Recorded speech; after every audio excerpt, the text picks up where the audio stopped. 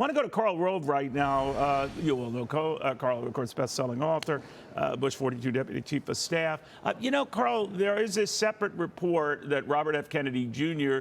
could move the needle, maybe substantially, maybe not. I'd be curious to get your take, by bowing out of the race and supporting Donald Trump tomorrow.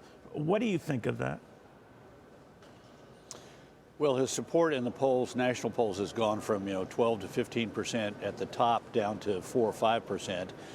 So assuming that a majority of his supporters go one way or the other, if he does endorse, it could have an impact in some very close states. I mean, we're likely to have a repeat of 2016 and 2020 when third-party candidates played a dispositive role. Remind you, in 2016, Jill Stein, the Green Party candidate, got more votes in Wisconsin, Michigan, and Pennsylvania than than Hillary Clinton lost those states by. And in 2020, Joe Jorgensen, the Libertarian candidate, got more votes in Arizona, Georgia, and Wisconsin than Donald Trump lost those states by. And those two outcomes were driven by the third-party votes. So if he does endorse Trump, it will be a slight advantage. Exactly where, we don't really know. But in a close race, it could be dispositive. All right, now, the issue then is in Battleground States, because as you often remind us, it's that battle for 270 electoral votes. I have not taken the latest look at those 7 Battleground States outside of knowing that they've gotten a lot tighter. What's your sense of where they stand now? Well, we don't have a lot of polling in these battleground states in the, essentially the 4 weeks that we've had since Joe Biden pulled out and Kamala Harris began to consolidate Democratic support. We won't have a really good idea until after Labor Day. But take a look at the New York Times Siena poll, which had her ahead in Arizona and, Michigan. Anyway, bottom line, it's tight. If you take a look at where the general averages are, she's got about 250 some odd votes. He's got 260 some odd votes. And one state that would determine the outcome of the election, Pennsylvania, is tied between the two individuals. So that would point to whoever wins Pennsylvania. If everything remains the same, then whoever wins Pennsylvania wins the election. But look, it's going to be tight. Let's not kid ourselves. This thing we're going to have a bump here after this convention. The polls that are traditionally run the first week of September are likely to show her ahead, but it's going to be a race right down to the end. Again, I hate to be going back to history, but take a look at 2016. On this day in 2016, Hillary Clinton was up by 5.3% over Donald Trump. And this race, she proceeded to lose it by a total of 77,744 votes in Michigan, Pennsylvania, Wisconsin.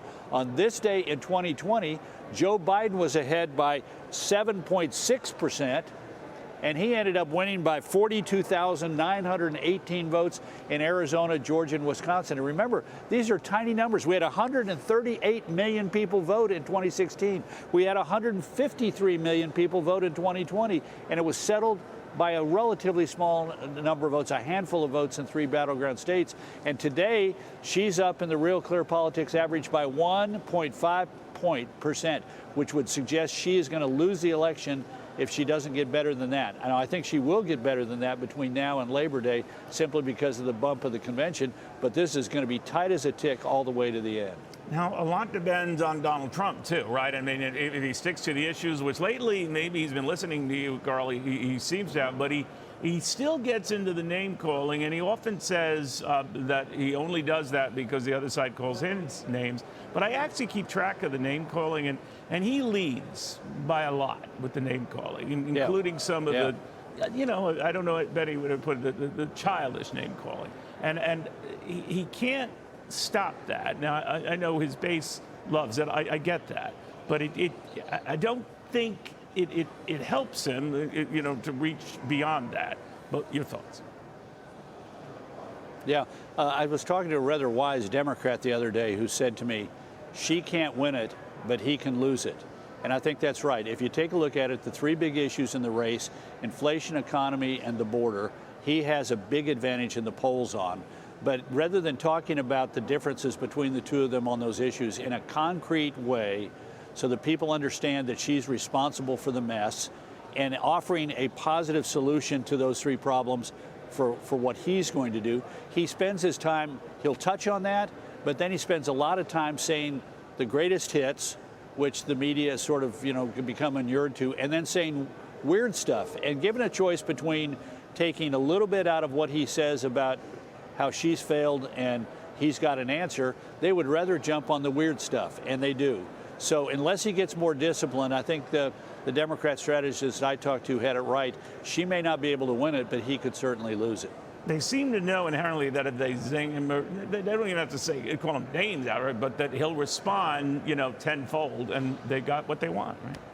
Right. All right. Oh yeah, absolutely. He's taking it too personally. We want him to rise above it, is what the American people are saying. They want both sides to rise above it, but his is so continuing and so visible and so pointed and personal that he looks like he's doing it more than they're doing it to him.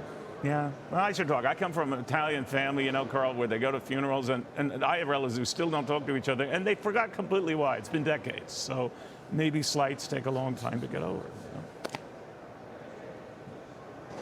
Yes, I let you dumbfounded. I'm going to leave that between you and your family. I'm going to leave that between you and your family. Grazie. All right, thank you very much, Karl Rove, on that.